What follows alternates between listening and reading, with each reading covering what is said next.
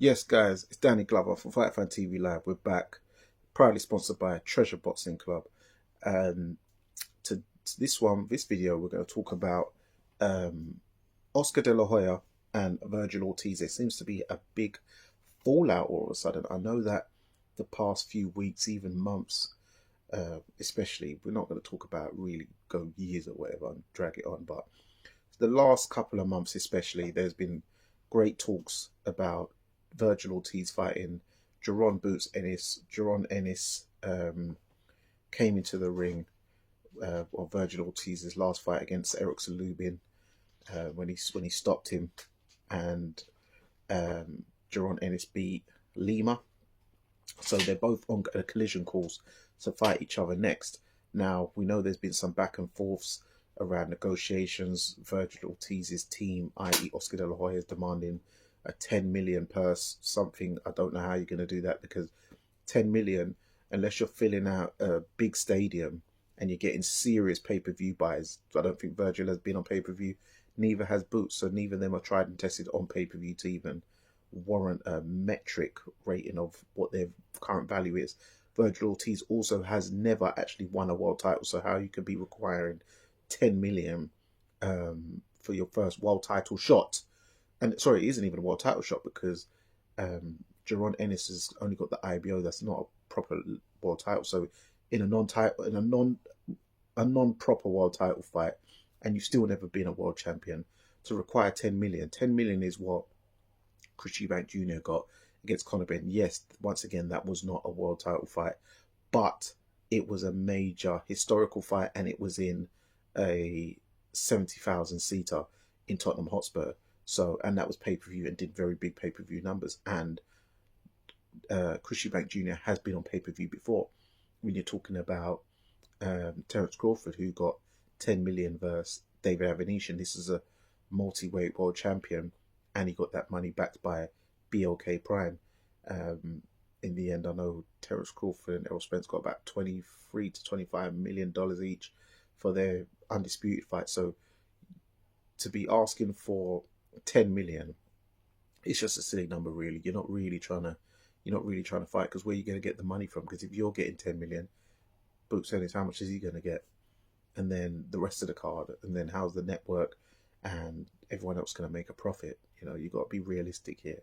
But it seems that maybe it is not Vergil Ortiz, which I don't believe it was him demanding the money. It's maybe Oscar and maybe other people, but mainly Oscar, because from what it is transpired, is a guy called Rick Mirian, who has been accused by Oscar De La Hoya of negotiating behind his back. Rick is Vergil Ortiz's lawyer and manager, and there's another guy, maybe another lawyer guy with him, but I think he's both, and he's been negotiating with DAZN to stage the Jaron Boots Ennis fight. I know that Boots Ennis did sign for the fight. It was a 50-50 split. 5% extra goes to the winner, and Vergil Ortiz's team has not managed to sign yet, and Vergil Ortiz now wants out of contract. He believes there is a breach. He feels he's being held back by Oscar, and he's not happy. And he wants to get rid. He's filed a lawsuit, etc. Oscar De La Hoya has now made a rebuttal, saying that he feels that Vergil Ortiz is getting badly advised. What do you think? Do you think he's being badly advised? Do you think he's asking for, Oscar's doing a good job for him? Or do you think Oscar's holding him back because he's not the first person to leave? I know Canelo left him before when he felt he was being held back also. But the thing is, if you've got Vergil Ortiz as your main guy, I know you don't really want to risk him, but you are going to have to. If you believe he is who you say he is, he's going to have to fight someone like Jaron Ennis, or a serious name, because it's better you do that and risk it and get paid for it. I know you're not going to get 10 million, so just forget that straight off the jump. But him now leaving, you're not even going to be involved in that fight when he does negotiate to fight Jaron Ennis and actually get that fight over the line.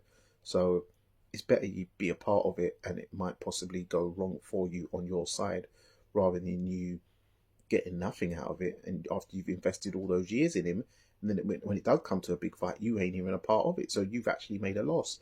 And from that, when Vergil Ortiz leaves you because he feels you've not done right by him, and then your reputation's going down, not just with other demographic fighters, but now it's becoming with your own demographic of fighters, because there's been a couple now who've complained about you.